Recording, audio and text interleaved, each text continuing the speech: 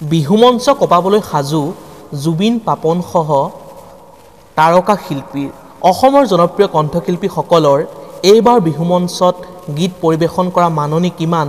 সকলো সবিশেষ জানিবলৈ অলপো স্কিপ নকৰাকৈ ভিডিঅ'টো সম্পূৰ্ণৰূপে শেষলৈকে চাই থাকিব তেন্তে আহক আজিৰ ভিডিঅ'টো আৰম্ভ কৰোঁ বিহু আনন্দিয়া বিহু বিনন্দিয়া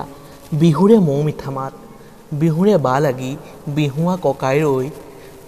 ততে নাই গাত চকুৰ পচাওতে অন্ত পৰিল অপেক্ষাৰ কালি আছিল গৰু বিহুৰ দিনাখনৰ পৰাই বিহু নাম গীত মাত বিহু নাচৰ মাজেৰে ৰাজ্যজুৰি আৰম্ভ হৈছে ৰঙালী বিহু ৰঙালী ৰঙক আদৰিবলৈ ৰাজ্যজুৰি সম্পূৰ্ণ হৈ উঠিছে সকলো প্ৰস্তুতি ৰাইজৰ লগতে বিহুৰ বতৰত মঞ্চ কপাবলৈ সাজু হৈ পৰিছে শিল্পী সমাজো বহাগ বিহু মানে ৰং ৰহইচ আনন্দ উৎসৱৰ সময় জ্যেষ্ঠজনৰ আশীৰ্বাদ গ্ৰহণ কৰি চেনেহী বিহুৱান ডিঙিত লৈ অসমীয়া নতুন বৰ্ষক আদৰাৰ সময় হৈছে বহাগ গতিকে স্বাভাৱিকতে এই সময়ছোৱাত ৰাজ্যজুৰি উঠিব সংগীতৰ লহৰ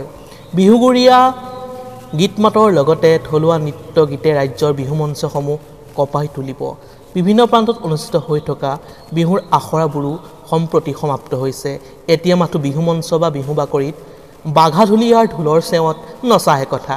ৰাইজৰ সমান্তৰালকৈ বিহু মঞ্চৰ পৰা মনোৰঞ্জন দিবলৈ কণ্ঠশিল্পীসকলে ইতিমধ্যে আখৰা সমাপ্ত কৰি অনুষ্ঠান পৰিৱেশনৰ বাবে সাজু হৈছে তাৰ সমান্তৰালভাৱে আগতীয়াকৈ বহু কণ্ঠশিল্পীয়ে নিজা মাননিৰ পৰিমাণ নিৰ্ধাৰণ কৰিছে য'ত একোটা সংগীতানুষ্ঠানত পৰিৱেশনৰ বিপৰীতে নিৰ্ধাৰিত মাননিৰ পৰিমাণ অভাৱনীয়ভাৱে বৃদ্ধি পোৱা পৰিলক্ষিত হৈছে বিহু মানে জনপ্ৰিয় কণ্ঠশিল্পী যুৱ প্ৰজন্মৰ হাৰ্টথ্ৰব জুবিন গাৰ্গৰ অনুষ্ঠান সকলো বিহু মঞ্চৰ বাবে এক অভিজাত আয়োজন এইবাৰ বিহু মঞ্চত শিল্পীগৰাকী অনুষ্ঠান পৰিৱেশনৰ বাবে 10 লাখ টকাৰ অধিক ধন নিজৰ মাননি হিচাপে নিৰ্ধাৰণ কৰিছে বুলি জানিব পৰা গৈছে একেদৰে বিহুৰ বতৰত বিভিন্ন মঞ্চত সংগীত পৰিৱেশনৰ বাবে চুক্তিবদ্ধ হৈছে জনপ্ৰিয় কণ্ঠশিল্পী অংগৰাগ পাপন মহন্ত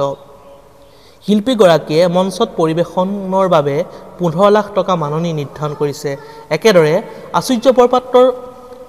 7.75 লাখ দিক্ষুৰ 4 পৰা 5 লাখ কৃষ্ণমণি চুতীয়াৰ 3.5 পৰা 4 লাখ দীপলিনা ডেকাৰ 4.5 পৰা 6 লাখ মন্টুমণিয়ে 3 পৰা 4 লাখ বন্ধু বান্ধৱীসকল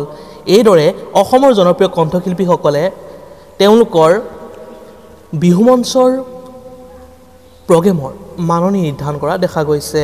সবিশেষ জানিবলৈ ভিডিঅ'টো আপোনালোকে শেষলৈকে চোৱাৰ বাবে অশেষ ধন্যবাদ সকলোৰে তাৰিখ এখন কৈ দিবলৈ ভিডিঅ'টো যথেষ্ট দীঘল হৈ যাব সেয়েহে আমি ভিডিঅ'টো ইমানতে সমাপ্ত কৰিছোঁ ধন্যবাদ জয় আই অসম